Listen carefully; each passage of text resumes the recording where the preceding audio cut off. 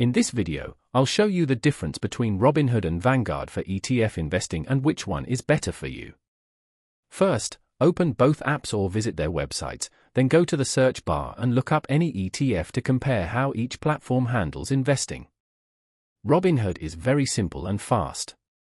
You can search for an ETF, tap on it, and buy instantly with just a few steps.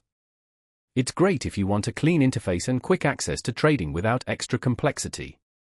You can also buy fractional shares, which makes it easier to start with small amounts. Vanguard, on the other hand, is focused on long-term investing. Open your account and go to the investment section, and you'll find a wide range of low-cost ETFs designed for steady growth.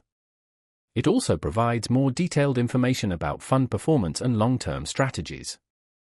When it comes to experience, Robinhood is better for ease and speed, while Vanguard is stronger for long-term planning and trusted fund options.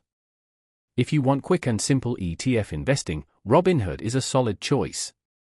If you're focused on long-term growth with well-known funds, Vanguard is usually the better option. That's it.